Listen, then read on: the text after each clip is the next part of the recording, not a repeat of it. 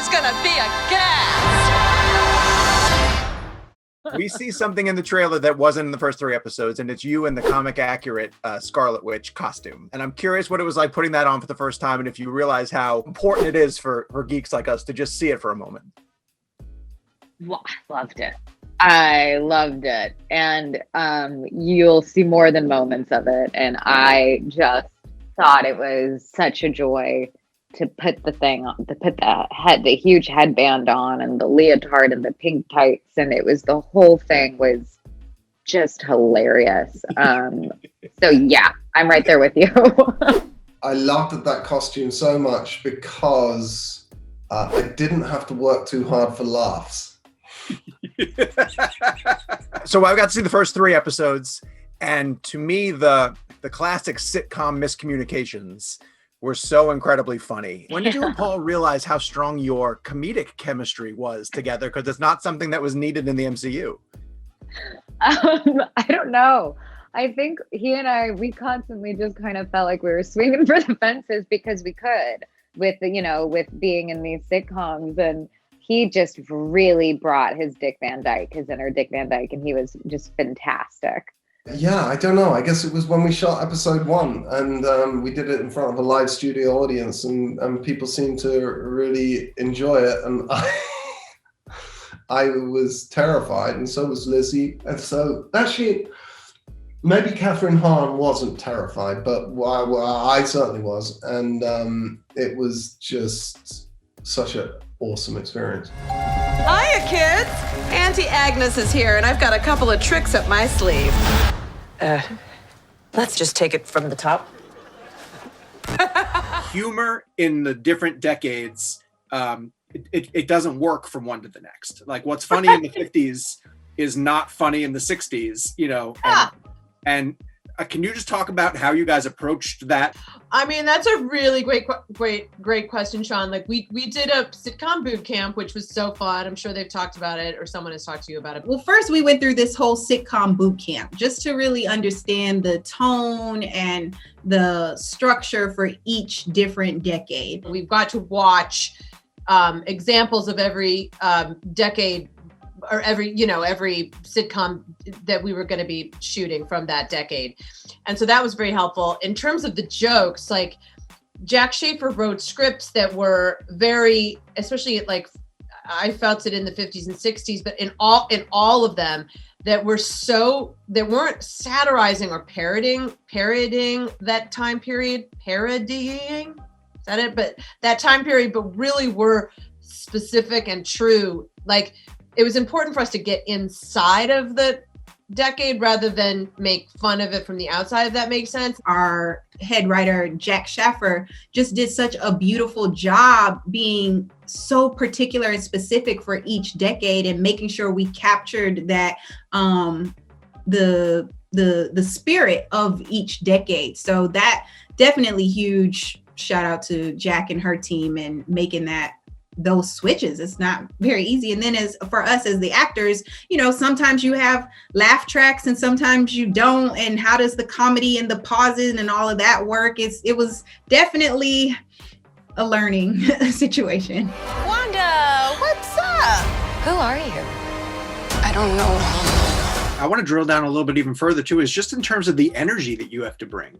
Your energy in the character is so different from the 60s to the 70s.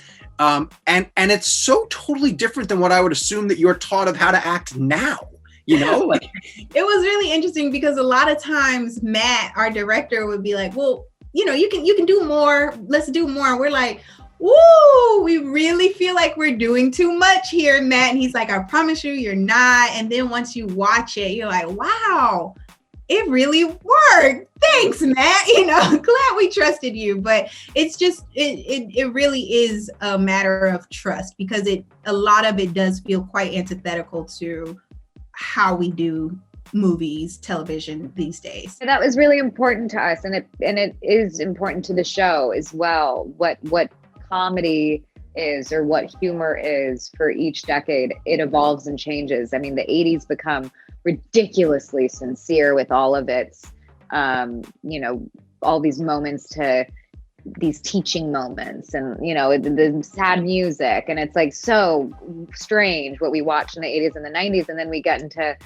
kind of the aughts and the 2000s and 10s, and it's so cynical. Everything becomes way cynical. So it's interesting to use that type of humor and help tell our story. The jokes were really, like you were pointing out, like really true to that period. And so we did it in front of a live studio audience. We shot it like the 50s was in front of a live audience. We had no idea if those jokes were going to land in any way because they were so from the era. And it's surprising how much they did. It was very hard for me, though, who likes to improvise, to not.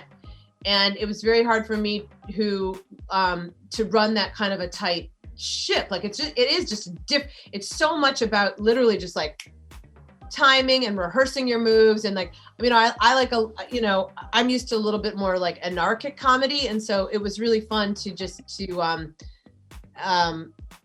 have to be so precision, which is like, I think what so many of those were, it seems like. It also feels like a style and an energy and a pacing that you're just not trained to do now, Right. But yet you can see it when it's too much. Like, it's funny, like, there's such an ease. Like I watch, watching those old Dick Van Dyke ones, you're like, and Donna Reed, like they're so relaxed and they have such an ease to them, and their chemistry is so true. And so we took a lot like from the Dick Van Dyke Show. I mean, and I think it comes through with just Lizzie and Paul's chemistry, which is just like so off the charts and like just so real.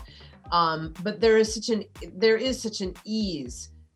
It's so relaxed, even though like that they've like worked those beats and those bits a bazillion times. They're just tossed away, and there's just something so punk about it that I was really into doing. Am I dead? No. Why would you think that?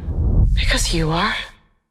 I'm very curious if you knew about the show, that you guys would be doing the show before you filmed Vision's death scene from Infinity War. No. So when you found out then that you were going to be able to return to the character in that format, what did that feel like? It felt like a relief. I was, I got a call from the boss. My contract was up, and I got a call from the boss to come and see him in the office. And so, usually what that means, right? And so I looked at my wife and I said, "Whoop, I think that's it. I'm getting the cam."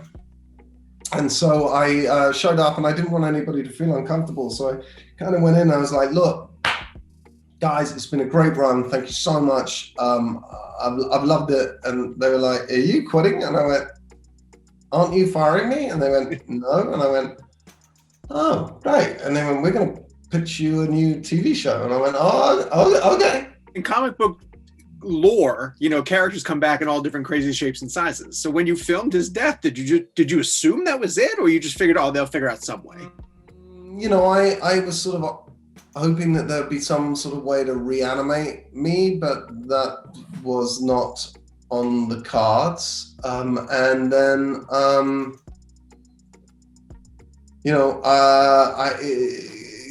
and Kevin's right. Kevin is right. Kevin is nearly always right, and he said, it's going to be more powerful if we hold this back, and he was right. Kevin is right is a tattoo I feel like I need to get. Kevin is right. We are an unusual couple, Oh, I don't think that was ever in question. So now that you've experienced both long-form television and doing the movies, if you had to choose how you would want to continue telling Wanda's stories, which one do you prefer? I love the flexibility of both. I mean, I think there's something that's really tangible about going back to playing a film, and you have this constraint, and you have this time, and the economy of time and the economy of moments in film means something different to me now. Like with just going to a film project after doing WandaVision. You work so hard for all these moments, but you're moving so quickly and so fast, and there's so much to get through that there's something really beautiful about the economy of a film. And so I'm loving both, because I also thought the show was just always meant to happen, and it was just the most fun I've had on a project. Are you here to help us?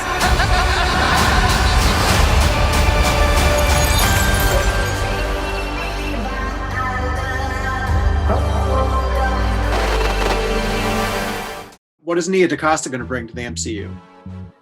All of her wonderfulness. I'm really excited for her. Yeah. We got to work together on Candyman. So to have another turn to collaborate and work with one another, I'm really excited. And she's dope.